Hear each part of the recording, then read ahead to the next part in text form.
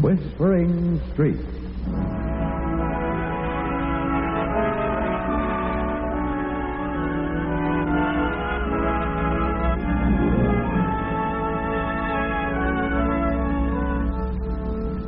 And here is Hope Winslow.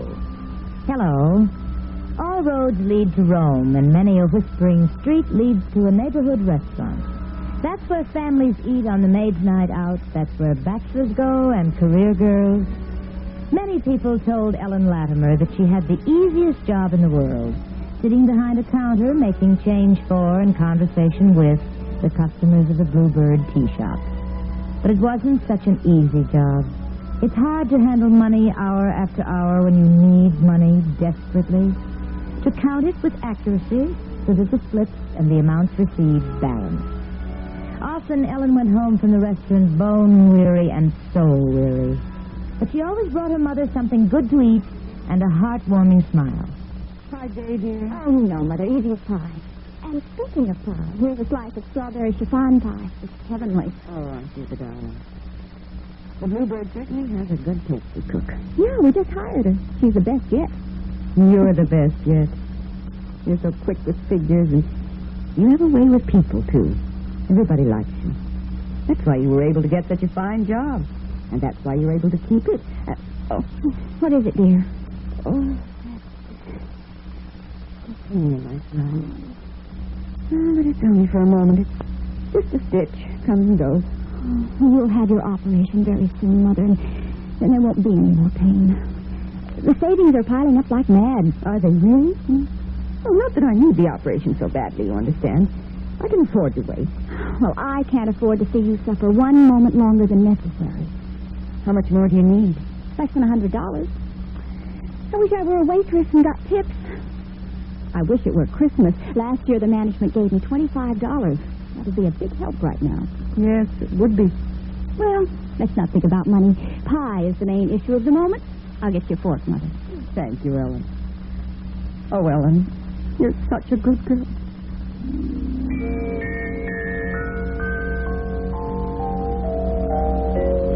Ellen tried to smile at her mother, and she almost succeeded as she went to get the pie fork. Her step was quiet, and so was her face, but her thoughts were in a turmoil. They beat against her brain like small, sharp hammers. A good girl. Oh, if Mother only knew the thoughts that race around in my head all day, every day, she wouldn't call me a good girl. For rush hours, I sit and figure out how I can steal $80 and get away with it. Oh, not that I'd steal it for myself. But Mother's so sweet and so patient. And she'll die if she doesn't have that operation. And when I took the job, they gave me a big talk about borrowing and lending. Oh, dear, what'll I do? I've got it. The fork, dear? No, the solution. I'll go to the bank and borrow the money. I'll go tomorrow morning.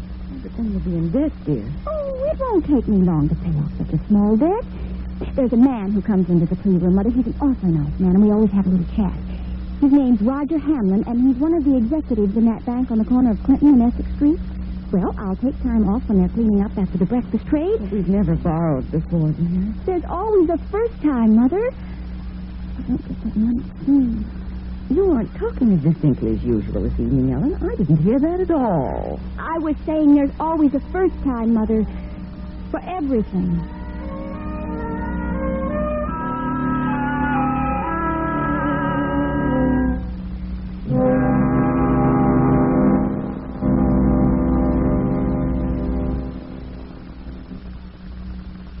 In just a moment, Hope Winslow will be back again. But first, primarily, ensign means a flag.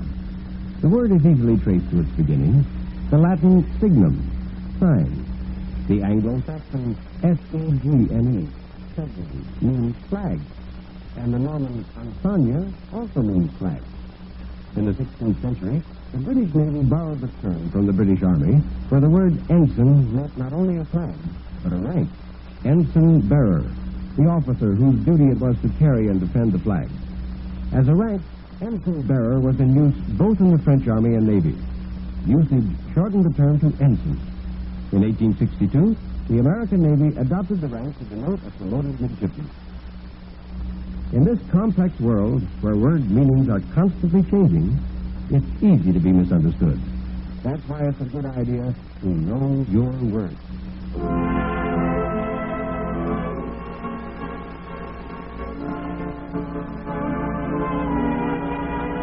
And now, back to our story with Hope Winslow. Ellen presented herself at the bank next morning, somewhere between 10 and 11 o'clock. There were deep circles under her eyes. Her mother had spent a bad night. She was more worried than usual. She asked if she might see Mr. Roger Hamlin. He was taken to a small glass-enclosed office, and the man who was one of the Bluebird's steady customers rose from behind the desk and extended a cordial hand. Well, Miss Latimer, good to see you. Thank you. I presume you're here on business, and I know you're pressed for time. I just have a few minutes, really, so I'll come directly to the point. Mr. Hamlin, could I possibly borrow some money from the bank? How much do you need? $100. It's this way, Mr. Hamlin. My mother's an invalid, and she needs an operation desperately.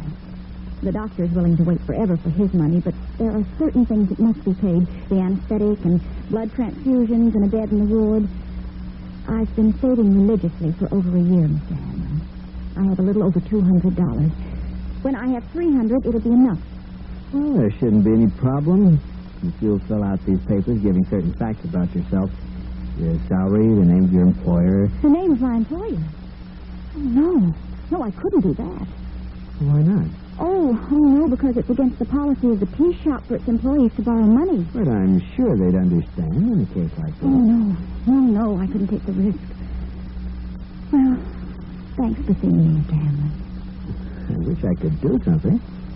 I like you so much, Miss Latimer. I've always thought that you were one of the most attractive young women in town. And you have a fine personality for your job. A fine personality won't put my mother in a hospital. But maybe something will turn up. Just maybe something will.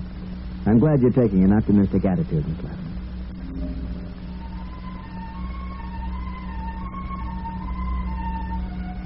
Ellen walked away from the bank, her eyes clouded with tears. She reached the Bluebird just as the luncheon trade was about to come in, and as bills and silver slipped through her fingers, she counted mechanically. When the luncheon rush was over, she hurried home to fix her mother a bite of early dinner and to change into a less tailored dress. You certainly are on the go every minute of the day. I don't know how you do it, Ellen. A mere twist of the wrist, darling. I'm almost afraid to ask, but was that man at the bank willing to help? I'm sorry he couldn't do a thing. He wanted to, dreadfully, but there were certain rules. Oh, but keep your chin up, honey. It won't be long now. There are lots of things I can go without. Just name me 7 of them, or even one of them.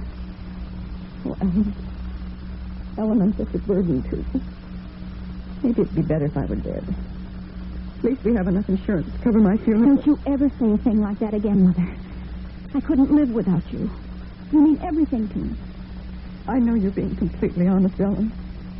I never was a better daughter on this earth, but you know, I've been getting so depressed. Oh, dear. It's sissy. But Lately, you've been feeling more pain. Oh, that's it, Mother. You don't have to answer my question, dear. I know the answer.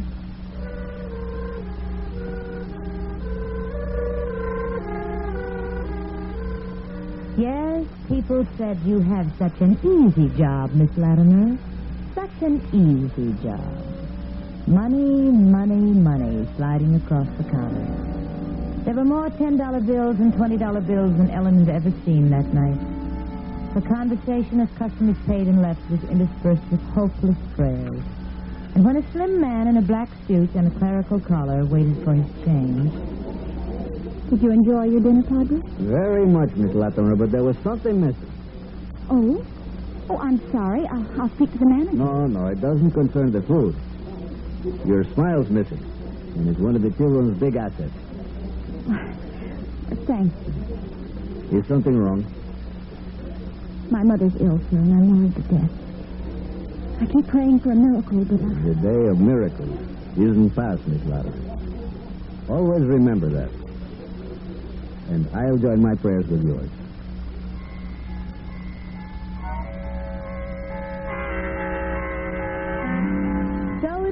whole evening, and then toward the end of the evening, as the place was almost ready to close, a man came up to the desk. He was a stranger to Ellen. The Bluebird didn't have many transients. He slid his check and the bill across to her. $2.80 out of 10, please. Sir? You're a stranger in town? I'm here for a few days, staying at the mansion house. But the food there is atrocious. I hope you liked our food. It was splendid. Real home cooking. Enjoyed it immensely. Then you must prove it by coming back. Here's your change. 5 and 2 is 7 and 20 cents. 7.20, right? Right. Good evening, miss. Good evening, sir. And do come again.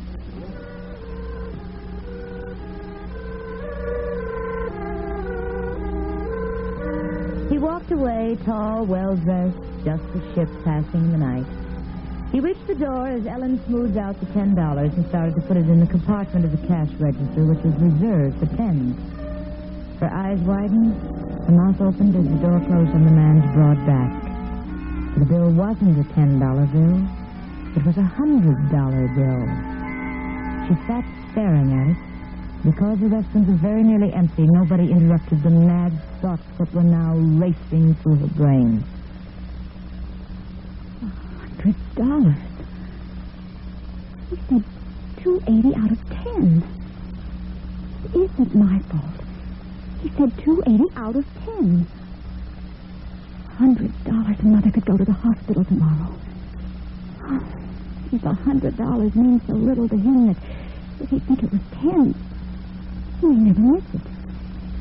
And it means so much to me and Mother. It means life. Oh, I don't know his name. How can I give it back? I'll forget that he said he was staying at the mansion house. I'll forget. Heaven helping me. Under cover of the shielding counter, Ellen opened her purse. One small zippered compartment held her savings. She took out a $10 bill. She slid the $100 bill into its place. She laid the $10 bill in the cash register and rang up 280. And 30 minutes later, she took a taxi home. When she entered the apartment where her mother was waiting for her... Tired, dear? Oh, no, it was an exciting evening. I've got chocolate frosted drop cakes for you, Mother. And something much better than drop cakes. What do you mean, Ellen? Well, Mr. Hamlin at the bank arranged the loan for me. You can pack this suitcase tonight, and I'll take you to the hospital first thing in the morning. Oh, you're going to be well, Mother. You're going to be well. What do you know about that? What do I know about it? Why, I can't believe it. Helen, dear, are you telling me the truth? Well, have I ever lied to you, Mother? Oh, not yet you haven't, but... There's something you must explain, Ellen. If you got the loan, why didn't you say something about it this afternoon? Why didn't I say something about it? For the simple reason, Mother, that I wasn't sure I'd get it this afternoon. But you went to the bank this morning early before you went to work. Well, what is this, darling? A cross-examination?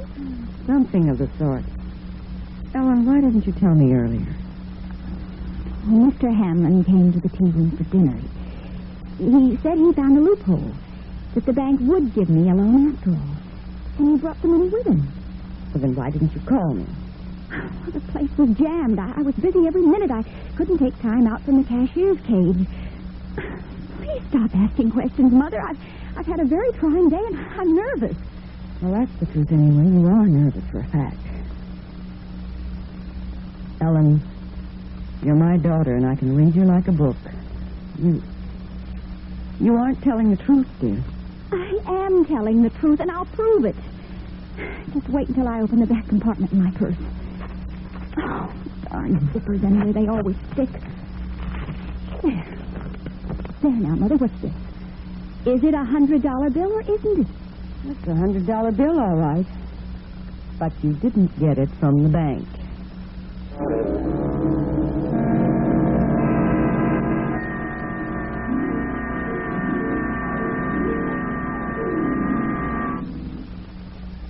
In just a moment, Hope Winslow will be back. Gold is considered more precious than silver. And because it is, we find it hard to understand why silver takes precedence over gold in the military insignia of rank in the United States. At one time, except for the silver stars of generals worn on epaulets of gold. The color of an officer's insignia of rank depended on his branch of Army service. Infantry officers wore epaulets of silver with insignia of gold. All other officers wore the opposite. In 1851, all epaulets were gold with silver insignia. But majors and second lieutenants had no insignia at all, except for a difference in size of the epaulet fringe. Between the Civil War and the Spanish-American War, most epaulets were abolished, and majors were given gold leaves to indicate their rank. But the poor second lieutenant had to wait for his gold bar until, and believe this or not, 1917.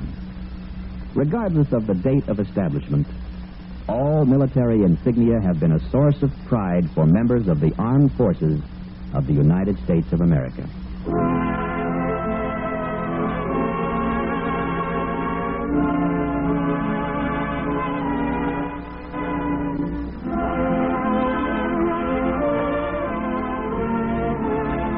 And now, back to our story with Hope Winslow.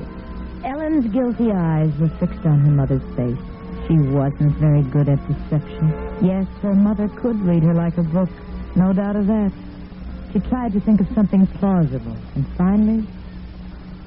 Well, as a matter of fact, you're right. I made up the story about Mr. Hamlin. Made it up out of whole cloth. I was afraid you wouldn't take the money if you knew it was given to me by a stranger. A stranger? There's a woman who comes into the tea room. I was very depressed, and I told her the whole story. And she loaned me $200 without interest.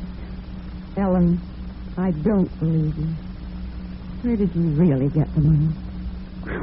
Mother, you've never been so difficult before. I'm telling you the truth.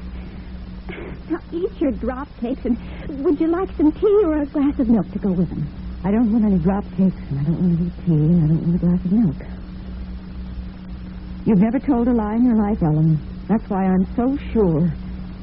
For the last time, where did you get that money? Darling, you can't meet my eyes. Your face is a confession. A man gave me a bill. And he said, would I give him the change for $2.80 out of 10? He said 10, Mother. Well, he was out of the shop before I realized that he'd given me a $100 bill instead of a $10 bill. He was a stranger. That part's true. You must get it back to him somehow. You must find out where he lives. Well, he's only here for a few days. He's staying at the mansion house. You can take it back to him at once. It'll save your life, Mother. And you'll be haunted for the rest of your life. I don't want my life bought at such a price, Ellen. Take it back, dear. I don't dare face the man now. You said that this Mr. Hamlin was nice. Do you know where he lives? Well, he mentioned once that he lived in the Ellsworth apartments. Well, go to him and tell him what happened.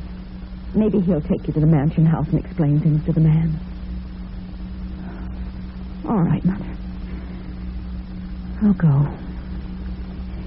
If I weren't a coward, I'd go alone. But I am a coward.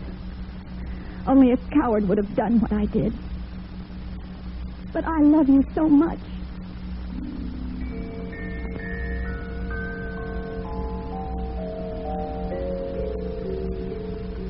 Ellen Latimer walked all the way to the big apartment house in which Roger Hamlin lived. She kept telling herself that he might not be home. But when she rang the bell above his name in the lobby, there was an answering click. She took a self-service elevator to his floor. She knocked on his door. And the door opened. Why, Miss Latimer, what are you doing here? May I come in? Certainly. I didn't know which way to turn, and then Mother suggested you. If Mrs. Hamlin wouldn't object, will you do me a favor? It'll mean going out, and it's late. There isn't any Mrs. Hamlin. There never has been, except my mother, and she died 10 years ago. What is the favor, Miss Latimer? So Ellen told her story, and Roger Hamlin sat listening with great attention. When Ellen had finished, he smiled. Of course, I'll go to the mansion house with you, and I'll explain to this careless rich man that you didn't realize the mistake until you were counting cash. Don't worry, I'll be very tactful and very convincing. And as for the $100, I have a bill that'll match his in my wallet. I was planning to have breakfast at the Bluebird and give it to you when there was a lull. But the papers to be signed. I can't have the money unless I give my employer his reference. Oh, yes, you can. This is a personal loan from me. Oh, but I can't accept a loan from you. A stranger? Not a stranger. A friend. And one who would like to be a good friend. When you came into the bank today and asked for a loan, I was close to loving you. And now I've erased the word close. Ellen, please say that you'll accept the money. And me along with it.